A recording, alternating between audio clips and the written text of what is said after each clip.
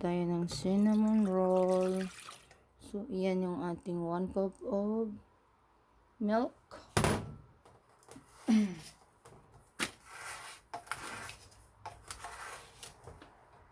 1/4 sugar.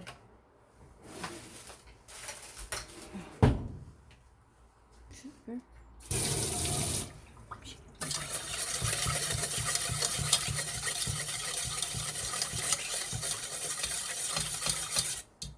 Okay. Add natin yung ating yeast. Meron pa tayo isang yeast. Yeast.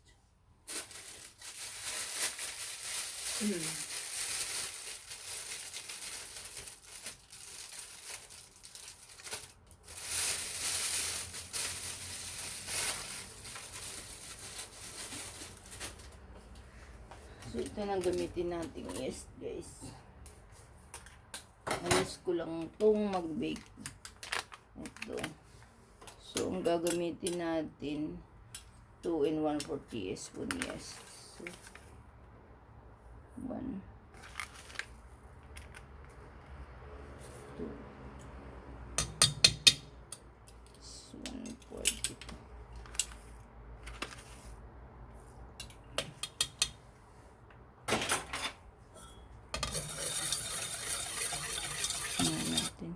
Dahil maliliit yung itlog ko, nagamit ako ng 2 egg. Sana okay lang ba? Kasi maliliit pala yung itlog ko eh. Tatanggalin ko yung, ano ko yung tatanggalin ko yung okay lang. Sana okay pa rin siya, diba? Maliit talaga siya masyado. Hindi siya tatapat dun sa ano ba? Sa amount ng large egg. Kasi dapat large egg eh. Maliliit. Maliliit yung nabili kong so, okay.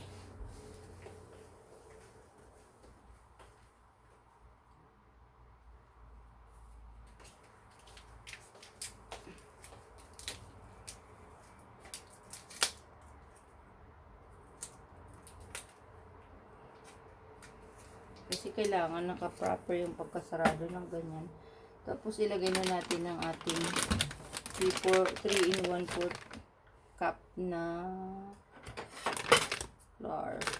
Actually, yung gamit nito parang common ano lang siya. Konti niya. Mga nagagawa ka ng pandesal, ganito din yun. So, isa.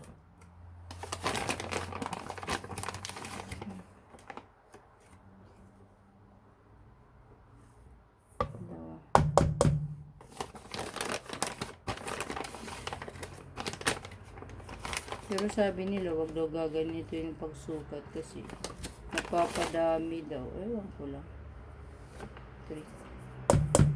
So, 1/4 na lang siya, guys.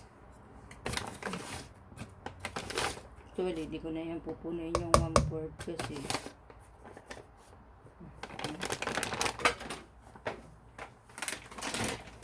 tapos maglagay tayo ng salt na konti.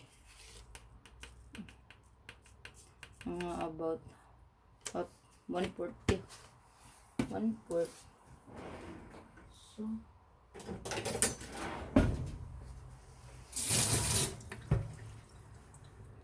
ganun natin siya.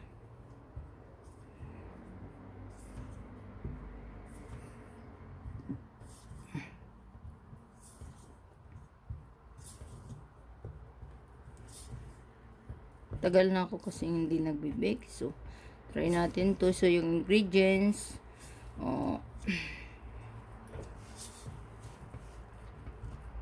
3 in 1/4 cups na flour, 1/4 sugar, 2 in 1/4 teaspoon yeast, pinch of salt. I-mix lang natin to ng very light. Tapos, i-rest natin ng about 20 minutes. Tapos, saka tayo maglalagay ng 1/4 cup na butter. Yan.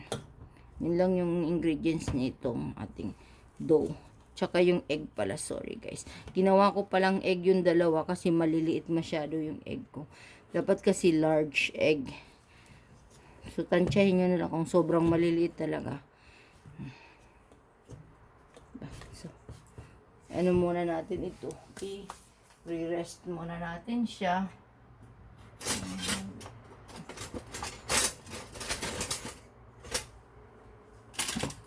I-rest natin siya ng about 20 minutes guys.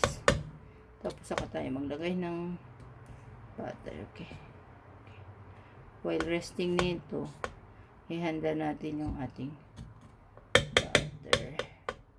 Yung ating pang frosting. Pang ano natin dun sa atin. So, i-rest natin siya. Mas the better siguro, takpan natin to. Takpan natin muna siya. Wala na itong ano. Natin yan. So, isit aside natin muna siya. Okay na yan. Lagay na natin yung ating butter na 1/4.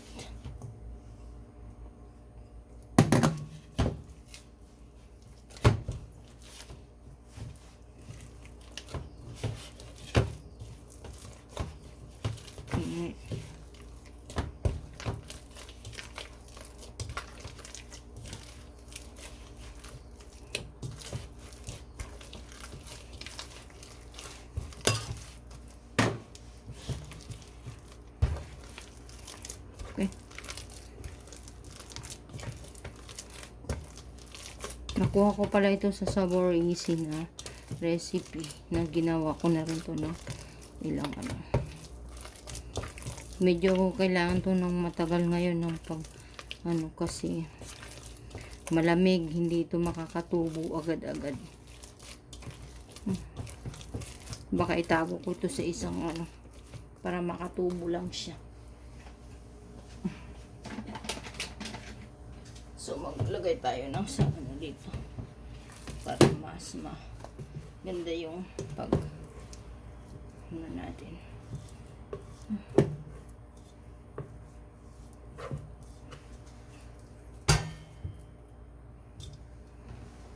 Although mayroon pa dito kaya gusto ko matanggal siya. Medyo ito yung kaya mahal to guys kasi mabutter siya. Yan. Kukuha natin siya. Imamasa dito. Kasi minsan may mga tinapay talaga na kailangan siyang ayusin yung pagmasa para maganda yung kalabasan niya.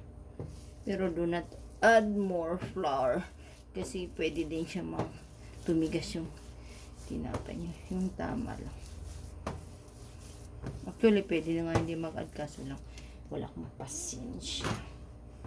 Yung scraper ko nasaan na? Nilinisan ko yan surface na yan.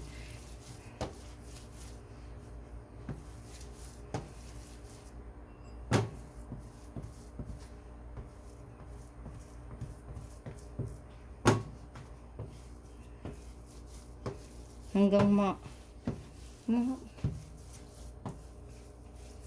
5 to 10 minutes yan. Ano ba?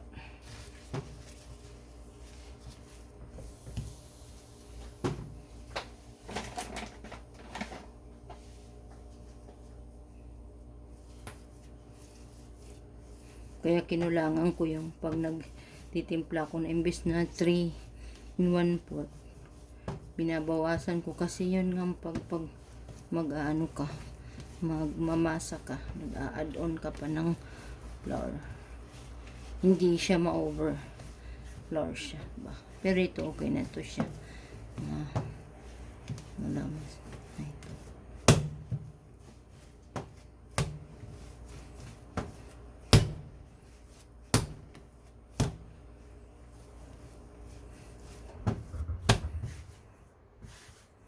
Tapusin na lang natin yung flour natin dito ba.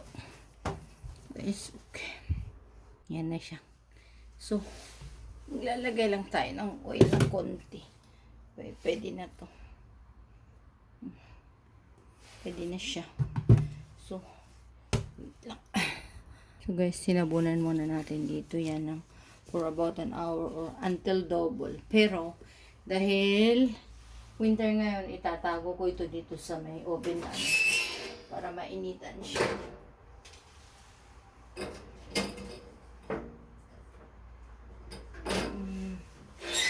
Inago ko siya sa oven kasi yun lang yung way na ano siya, gawin natin yung ating pangpalaman. Kung wala kayong ano, ang 1/2 cup na butter is equivalent to 120 grams. So, magdadagdag tayo ng sugar na about 1/3. 1/3 cup. 1/3 cup ito. 1/3 cup. Yan, brown sugar. Tapos, maglalagay tayo ng ating thank you sa aking boss. Very supportive. Binilhan ako nito. So, maglalagay tayo nitong about 3 tablespoon. Malaki So, kuha tayo na medyo malaki din. Yung kaya pumasok dito. Kasi mahal ito. Alam mo yung ang bili ng ano na ito mahal. Sa Costco talaga yung mura. 1. Naku, mauubos yung aking ano. MG naman. Ito.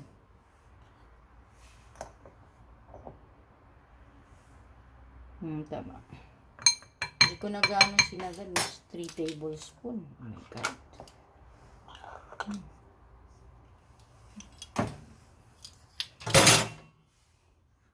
Tapos, ang ating sugar nandito na sa loob, diba? Yan. Huwag niyong i-melt masyado yung butter nyo. Hindi ko lang alam kung. Ako usually, ako nagamit ng maraming cinnamon kasi napapaitan ako. Dagdagan pa natin ng konti sugar.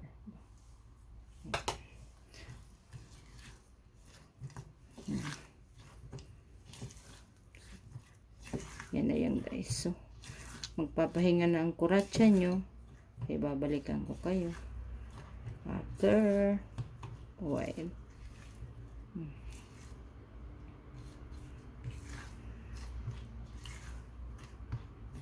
Malamig naman ngayon. Pero kung hindi malamig, the best gawin nito ninyo ganito. Pag done na yung mix, yung ano nyo, yung pinara-rice nyo. Ganun. Okay. So, ito na yung ating cinnamon na ilalagay sa na. Okay. We're back. Ito na. Medyo tumaas siya kasi itinago ko siya sa area na pwede siyang maka-rice siya. So, gagawin lang natin ito. Ipa-flatten lang ito natin. About 1, hindi pa siya naka 1 hour Pero kasi, yan. So, gagas. Out lang natin yung gas. Ayan. So,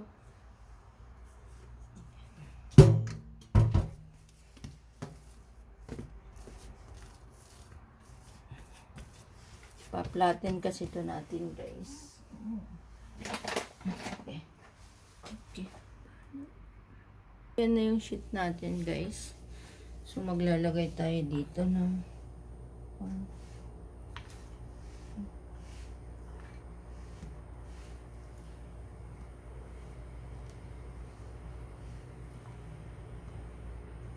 para maging even yung ano niya.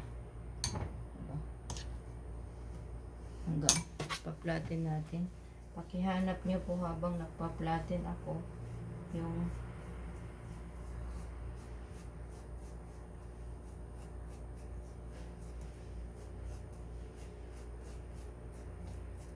nakatulong yung paglagay ko siya sa pasok sa oven kasi syempre mainit sa oven. Pero kung dito lang sa labas, hindi. Talaga siya makakadouble yung size niya. Guys.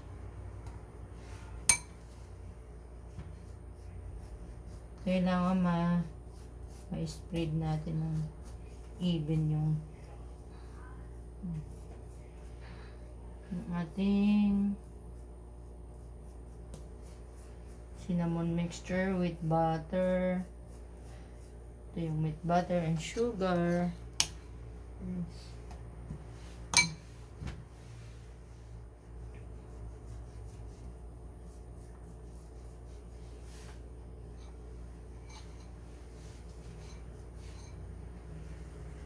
Pero nawawala yung ano ko. Huwag ko saan napunta.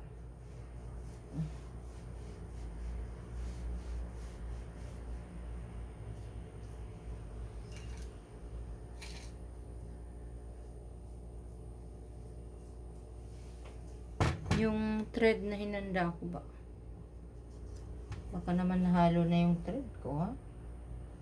Feeling ko hindi naman. Makikita naman yung thread kong yan.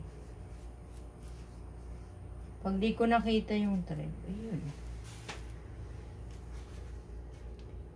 So, okay. Then, i-roll natin siya ng padahan-dahan. Yung ganyan. Yan. Padahan-dahan. Para gamit tayo ng konting flour para hindi kumapit sa kamay ko.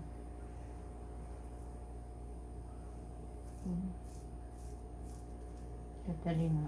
Naikuha na naman siya. Maganda yung pagtubo niya, guys. So, yan. Gagawin natin dito. I-clip natin siya. Yan. I-clip natin siya.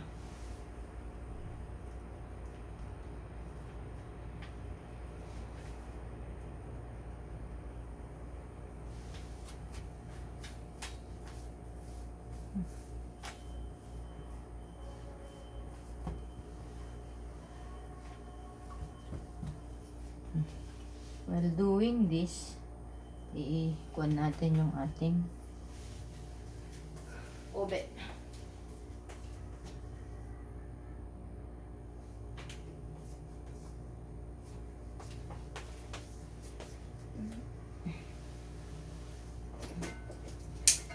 Wait lang, guys.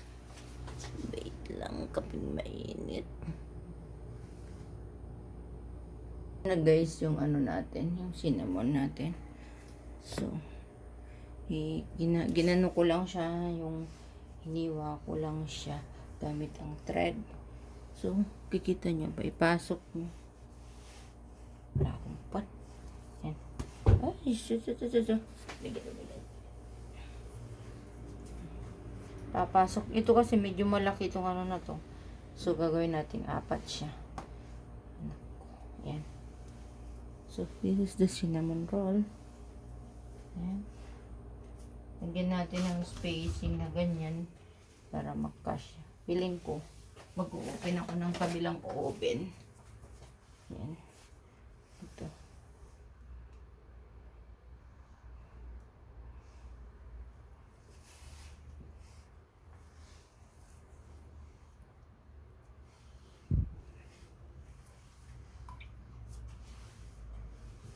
Ito medyo malaki ito. So, kakatayin natin. Hatiin pa natin ito. Maganda yung pagkano ko. Lahat yan mayroong cinnamon. So, dapat pala inisan ko na lang siya kasi parang maliit siya. Anyway, balik natin. Binalik eh. Wait. So, this is the cinnamon na. Pasalang na lang natin to sa ating ano. Ito na yung mga puwet. Usually yung iba tinatapon. But hindi ko tinatapon yan. Makakain pa yan. So, okay. I-stop natin. Oven, guys. Ang ating cinnamon. Guys, ito na yung ating cinnamon. So, please watch. Bye.